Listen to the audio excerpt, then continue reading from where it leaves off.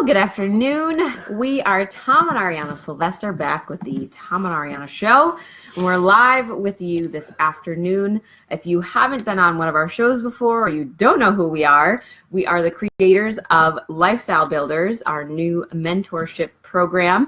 And we believe that everybody out there should be able to have the life that they want, build the business that they need, and really do it their own way. Your life, your business, your way. And while Tom is sharing this video into our group, I'll let you in another nugget of information. We are also the hosts of a free Facebook community for family-focused entrepreneurs, people that are in this to build the business that supports their family lifestyle. You know, it's a great thing that we wait until 12 o'clock because then we can say good afternoon rather than good morning. I was just on a live with somebody earlier, and she goes, I love that saying it's 5 o'clock somewhere because you have alcohol behind you. I know, seriously. I was going to say, and to be honest, we have like multiple camera angles that we set up, and it doesn't matter which one we set up, there's always alcohol somewhere. Yep, usually if we're at our desks, the bar is in view behind us and everyone. And so if you're new to us, it's not just because we're alcoholics. Actually, one of our businesses is a wine and liquor store. Yeah. So that is the reason that we have alcohol everywhere. The perks of being an owner. Absolutely. That we get to bring bottles home. And they tend to fill up on the shelves because we don't get that many opportunities to enjoy it because kids. Yep. All right, so what have we got for the show today? We want you to let us know if you're team live or team replay. I'm seeing some people live because we've got some emoji love. Yay! Beautiful.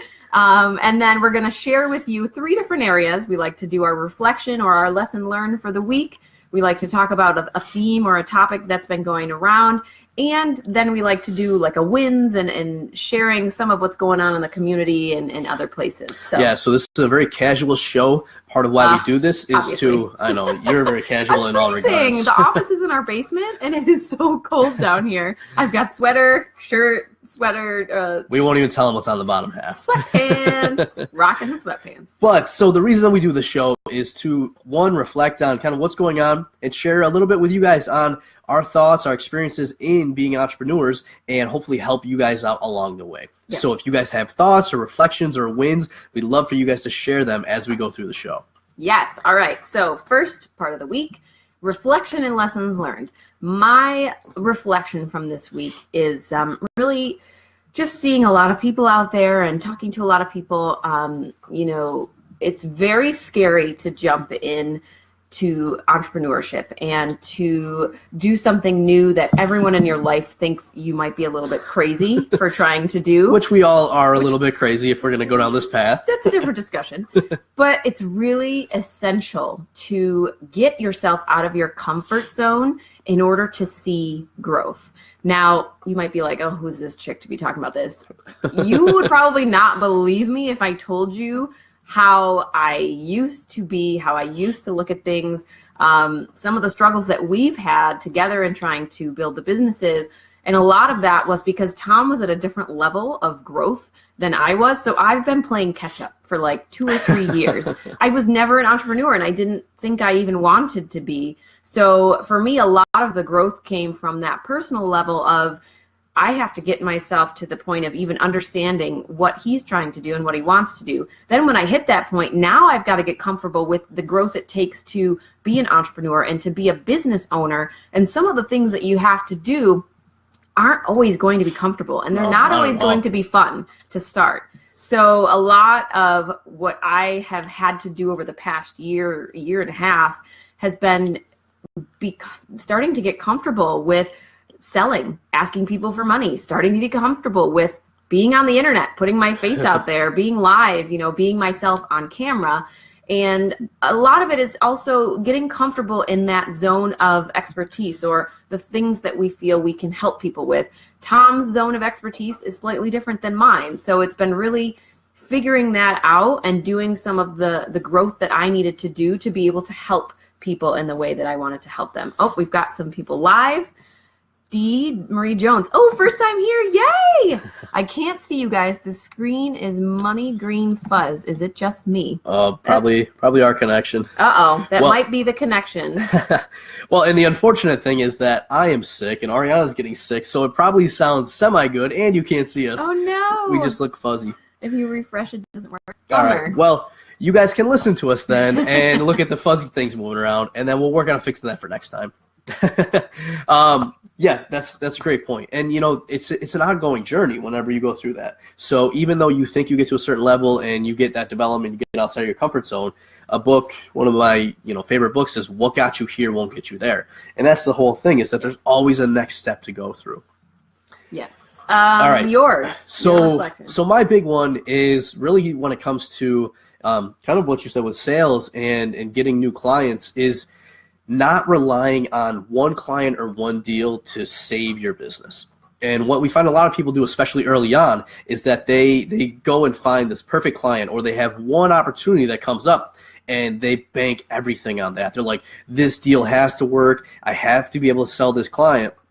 And they get so nervous and so amped up that oftentimes they'll end up not actually being able to sell because they come off as desperate. And then when they can't sell, then it causes them to go into this downward spiral. So instead of getting so caught up on one deal or one opportunity, the big thing we recommend, and the big thing that I've really learned, is that fill your pipeline with a lot of potential deals. Because even if you do an awesome job, that person may not be ready to buy, or you might not be the right person for them. So instead of having one deal and just hoping that that goes through, get 10 potential deals and know that you'll probably close one or two of those. So don't stake everything on one thing. Set yourself up with multiple opportunities, so some will work out and some won't. And know that sometimes some of those opportunities may take longer. I know you want to check on the video and see if it's better now. No, we're still fuzzy. All right, well, awesome sauce. We are coming to you from Fuzzyville, USA. Just knowing that some of your opportunities may take longer to come into their own. So having that as in the back of your head, thinking, okay, well, even if this deal or this sale doesn't go through, this person might come back to me down the road when they're ready to purchase, or when my message becomes clearer that this is what I'm offering. All right, so good stuff. Love the reflection. If you guys have lessons you've learned or just reflections you have, post them in the comments below, because a big part of this too is all of us learning from each of our lessons so that we don't necessarily have to go through them all on our own. And so with that, we'll transition into the next part of the show, which is really the weekly theme. Yes. And what we do here is we pick topics that are either coming up that we think are important, or ones that you requested, and just kind of talk through our thoughts on them, what's coming up, what's relevant, and hopefully some information that will help you in your business and your life. So what do we got today? Today, we've got some money talk. Money talk. Hey, there's a picture of us that doesn't look crazy. And it's gone. All right, we've got money. I'm going to try to stop moving around. Maybe that will help. We've got money talks, and this is going to be split out into a couple different areas of money talk. We're going to touch upon money in your spouse. We're going to touch upon money in your kids, and we're going to touch upon money and your business. You are living dangerously today. I am living dangerously. Woo! 3 very important topics that we've had a couple discussions in our free Facebook group. There's been one that we've been meaning to talk about for a while and kind of forgot about it somehow. But somebody brought it up in a post yesterday, so I was like, ooh, that'll be great to talk about on today's live. So first, money in your spouse. Ooh, you wanna really kind of poke people today, huh? We're poking the beehive. Poke. So money in your spouse. This is a challenging topic, and not gonna lie. I mean, we've gone through financial struggles. If you are a first-time listener, we got into a lot of debt early on, and we had to go through a lot of kind of figuring things out on what was important to us and how we were going to manage money together. Yes. And that leads me to an article that I was actually published in this week, which was talking about how do you manage money with your spouse. And, we'll throw a link to that article in the comments. It was on The Simple Dollar, and they were talking about money dates and this concept of really just scheduling time consistently to get together and talk about money. Yep. And that may sound, crazy. That may sound very nerdy. But I'll tell you, it's been one of the most freeing things for us. It's just scheduling time to get together to really start talking about important things that impact our life.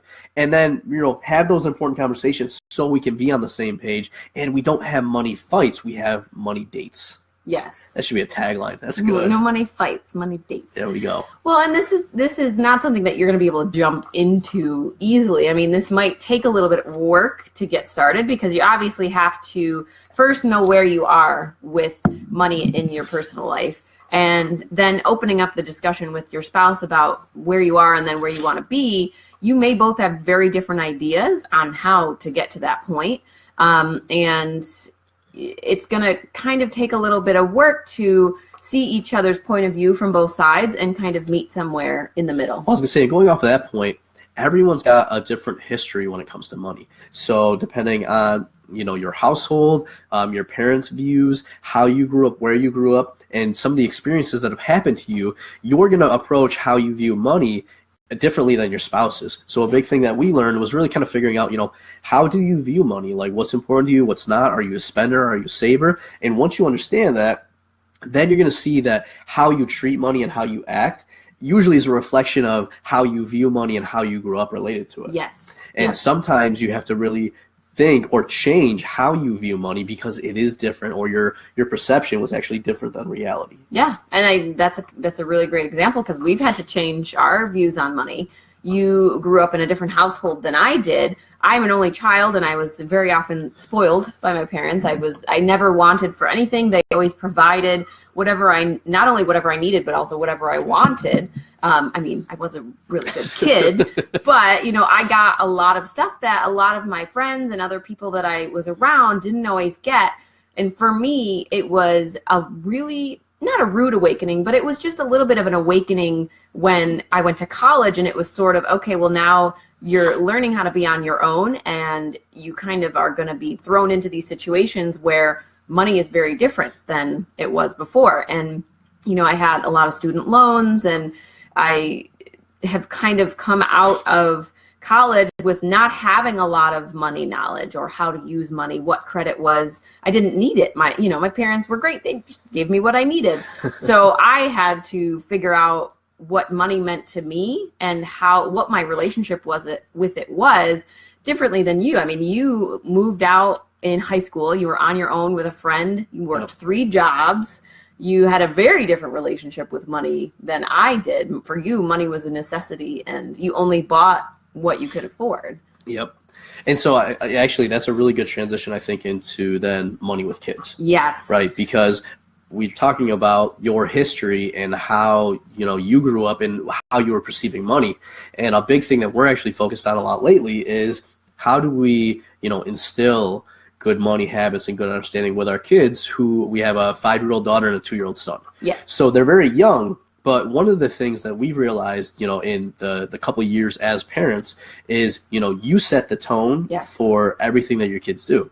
And if your kids are starting from very young to understand things or view it in a certain way, that's going to carry them through the rest of their lives. And it also makes it harder for them to change that perception once they've gotten to a certain point in their lives, because they think of that as the norm, as opposed to if you change, there's a lot of views that our society and our culture has that we don't necessarily agree with. So, those are some of the ways that we're trying to change our kids' perceptions on money. And growing up with, not that we want our kids to not have the things that they need and want, but we want to give them the worldview of the differences between needing and wanting. Yeah, well, and what happens a lot of times when we get into different generations is you kind of have this ebb and flow cycle where one generation maybe didn't have a lot of money, and so they worked really hard, and then they became successful, and then they wanted to give their kids everything because they wanted their kids not to have to face those same challenges. Yeah.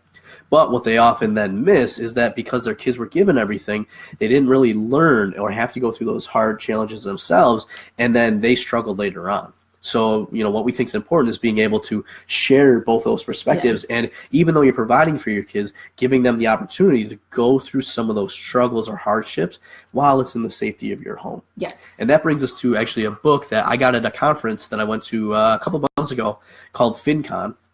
And basically, I got to meet the author. His name's Scott Allen Turner. And he actually wrote a book called Money A to Z. Our kids love this book. I was going to say, when I brought this home, Ariana's like, oh my gosh, you brought a money book home for our kids. But they read it like every night. Yeah. And it's, basically it's going through teaching them the alphabet, but for every letter, showing them what does that mean and how does that play in. Yeah. So you've got E is for earn, and F is for free. It's got one, C is for coins, and D is for dollar. Yeah. It talks about zero. Z is for zero, when you've spent all your money. S is for saving. W is for wants. V is for value. N is for needs. S is for save. So, I mean, it's a really good, it's got a little bit of a storyline. It's got likable characters, a little cat and a dog. And it's got the alphabet. So, of course, kids love when they can recognize things and talk along and point out the letters and things. But it's a really good book that we often reference back to with the kids now when we talk about things. The book is called Money A to Z. I know you can't see it. We actually have a link for Amazon you can throw in there. Yeah, Money. Oh, yeah. And, one of the coolest things about this book, so like I said, I got to meet the author. He's actually donating all of the profits from this book. I forget what charity he's donating it to, but he basically wrote this to help educate kids on, being more financial literate. And all the profits go to charity. Yeah. So it's a win-win situation in terms of being able to, teach your kids as well as, help out whatever charity he's donating that to. Yeah. Yeah. And I mean, this has opened up a lot of discussion for us. Oh, absolutely. The difference between getting an allowance and then what are chores that, you're supposed to do no matter what, if you get paid for them or not. So how are you being a contributing member to the family versus, what extra things are you willing to do? What work ethic do you have that you're going to go out and do things that even mommy and daddy aren't asking you to do to get some extra money? So kind of instilling that concept of, if I do things for other people that they don't necessarily want to do or that they need help with, I'm providing a service that they will then pay me for. Yeah, I was going to say, and we've been, looking at all the opportunities we can do. So especially coming up on the holidays, having them clear out toys and then donating them and showing them how that this is good and it makes you feel good to be able to give. Last week I took our daughter, we had a bunch of pop cans, and took her to the store and had her put the cans in there and then showed her how, by doing that, we actually get money back, and then I split it with her. So she now sees that she can do these different things to make extra money. And then we actually went Christmas shopping for some of her cousins afterwards. So then we were able to start talking about how much money she got, how much it cost for these various toys, and she actually used some of her money to buy toys for her brother, and then her cousin, and then also we were going to visit friends, and they have a daughter, so she ended up buying a toy to bring there. Yep. So it's just, I've already seen some of the positives between reading the book, kind of showing the value of money, but then also showing the value of being able to help people when you have that money. Yep, and we've started making her bring her own money with her when we go grocery shopping, because she often wants to go down the toy aisle, of course, in the grocery store. So the rule is, if you want a toy at the grocery store, you bring your own money, and you can pick out a toy and pay for that toy with your own money, but we're not going to continually buy you a toy every time we go grocery shopping. And I've also started saying, grocery shopping we're not going to buy a toy every time. So starting to just kind of talk about, even though you want things, you don't always get to have those things, and to be thinking about how much money you're spending when you do spend it, because eventually you're going to run out. So she hasn't run out yet, but we're working on it. Well, she's gotten close a couple times. She had a lot of money saved up in her piggy bank for the last 5 years. Yeah. But and that brings us to our final point with this. And as we get into the holidays, one of the things we're always looking at is, what kind of message do we want to share with our kids? And a recent conversation has been around gifts and Santa and Christmas. Mm-hmm. And so what have we done in terms of that to kind of help instill a money pattern? So there were some people that posted we don't do Santa at all. Other people were like, I've only done Santa, and now I see that I kind of wanted to show the kids that mommy and daddy also bought presents. And we kind of fall somewhere in the middle. We do still have Santa. Our daughter is very much in love with the magic of Christmas and, the fairy tales and all. She has a huge imagination. So we haven't burst the Santa bubble yet, but we do want her to understand that, gifts cost money. And in order to get that money, you have to work in some way. So our Santa Claus brings one present. And this year we've actually broken that down a little bit more, and Santa is only giving stockings, presents in the stockings, and then everything else under the tree is either from mommy and daddy or other people in the family, so that she understands, people are putting their work into making the money, and then they're using that money to buy gifts for others.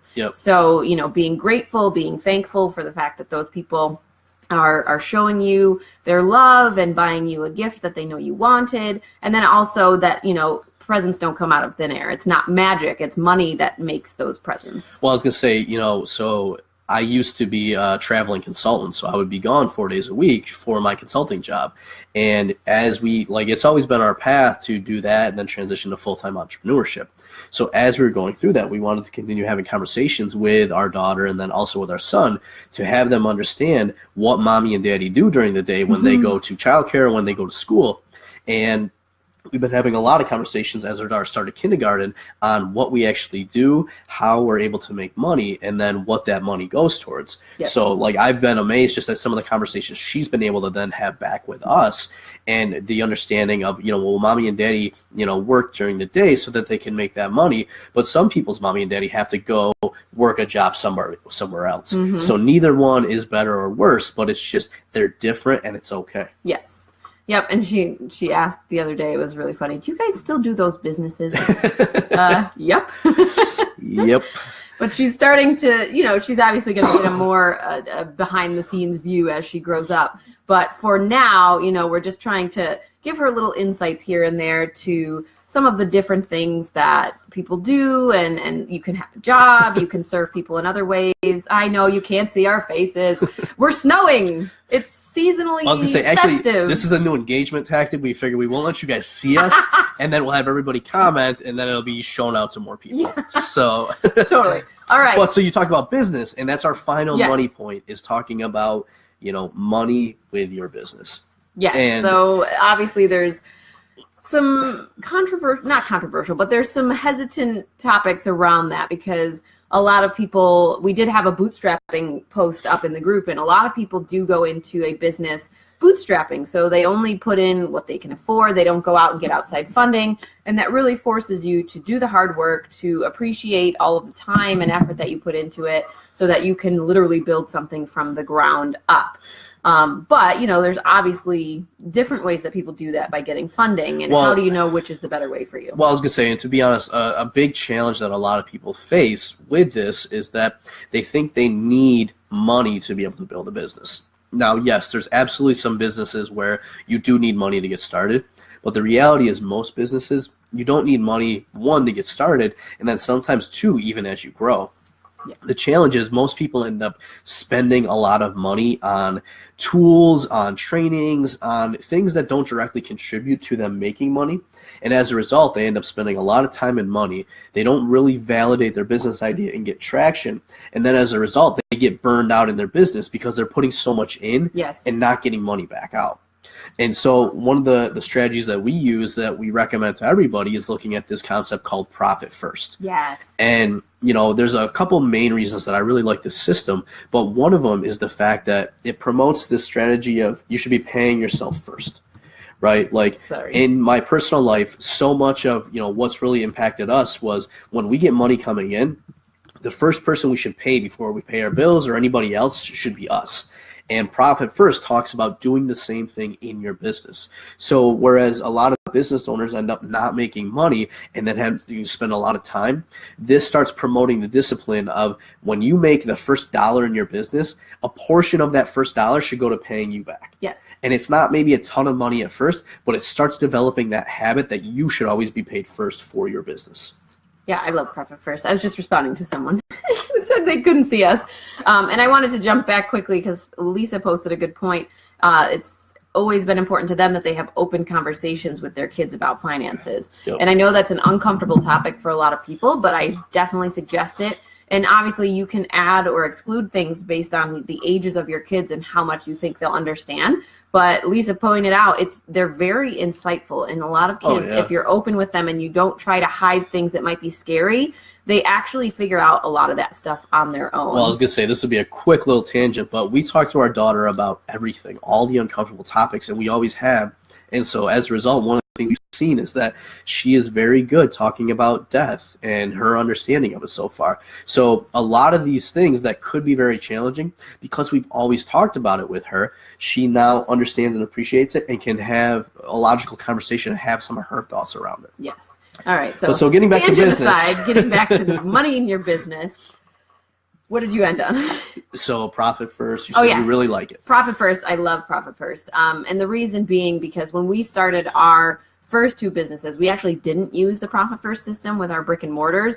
And because we didn't use that, all the money that we kept making in the businesses continued to go back in the businesses because we would just invest it back in. We would say, oh, we've got all this extra. Let's go and fix a roof on a house, or let's go and buy this new piece of equipment that we need so that we can do maintenance, or whatever it might have been. We continued to just take that and put it back in the business with the thought of, oh, well, if we put money back in, we'll be growing the business. That's great. What we didn't look at was we should be doing both of those things. We should be growing the business, but we should also be taking a profit for the work that we're doing as business owners. And because we didn't start doing that, it made it a lot harder to just stop the way we were doing things and start a new way of, oh, well, now we only get to put half of this money back in the business because the other half we're actually going to pay ourselves.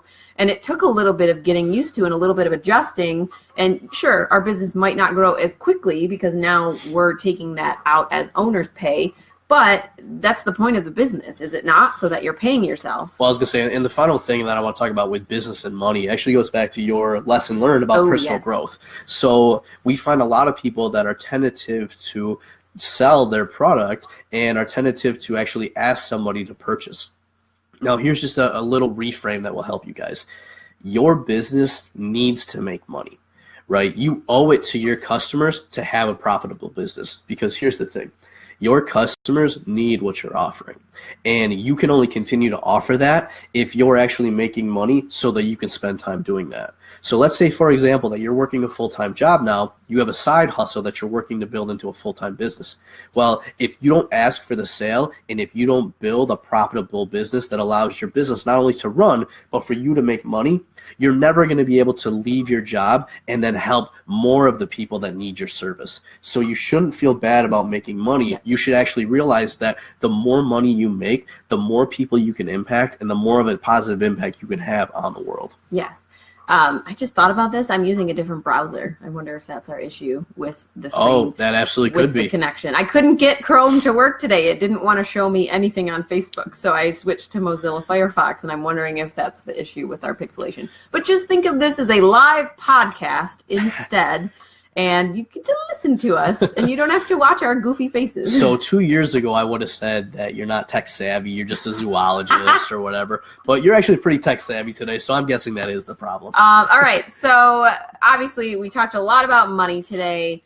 And if you've had experiences with money that you want to share, we would love to hear them, whether it's money with your spouse, money with your kids, or money in your business. Post those up below. And if you know anyone that is struggling with money, with any of those things, and that might get some use out of this video, or obviously the book that we shared, share this video with them and tag them in this video, because we would love to share that knowledge with them as well. So last, to close out the show today, we're going to go through some of the wins or interesting debates that we've had in our communities.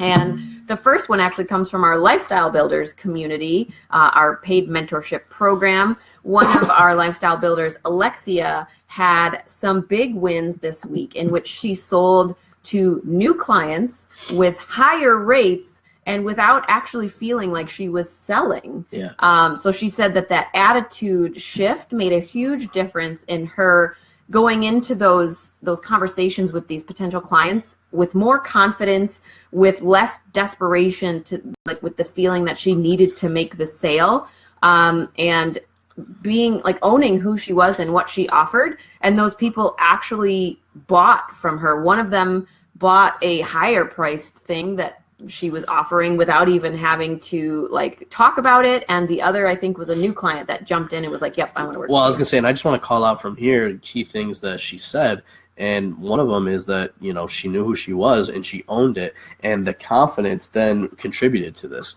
So, in our Plan with Purpose course, one of the things we walk people through is understanding, what you want to achieve, some goals of how to get there. But the very last module is all about who you need to be able to achieve that success.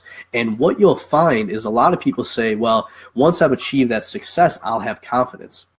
The key is really that it's not once you achieve the success. The key is you need to figure out how you can have confidence now, because that confidence is going to fast track your success. And I think she shared a great example of that. All right. And then the other post that we wanted to just bring up, it was a sort of a debate or a topic, I guess, a controversial topic.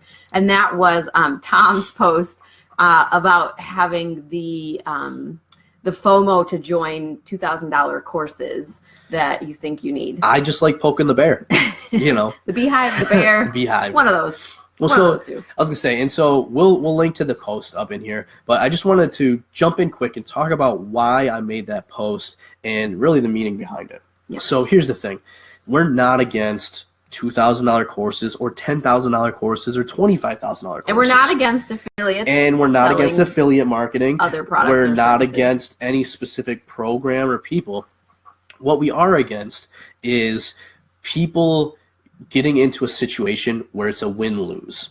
And let me talk about what I mean by that. A lot of times people are selling something that maybe makes them money or benefits them, but it doesn't benefit the person buying it. Correct. And we are 100% against that. And I had an experience early on that really caused us struggles where I felt like I was, none of this entrepreneurial stuff was working. And I couldn't get Ariana on board. And I thought that I just had to spend money to make it work. And so I ended up spending $7,500 on a credit card 9 months before we got married without telling Ariana.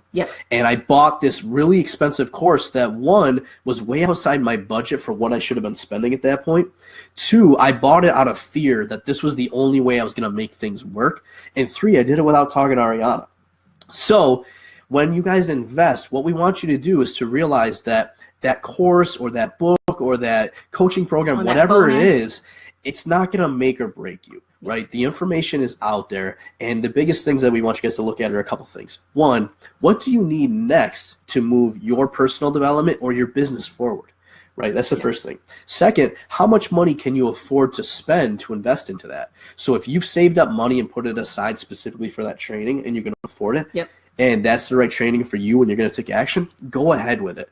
But don't just jump into a training course or buying a tool or whatever else because you're afraid of missing out and everyone else is promoting it, saying how good it is. Usually there's a reason for that. And that's, so once again, if it is the right move for you and it's truly a win-win, go for it. We just don't want to see other people fall into the trap of spending more money than they can afford to buy something that they don't necessarily need and they're not ultimately going to get the benefit from. So that's kind of the reasoning behind that post. I know I actually had a couple people reach out and say, were you talking about me or were you talking about this program? The reality is I'm not talking about any of that. But if you are promoting anything, kind of going back to that sales, topic that we just talked about, do it with integrity.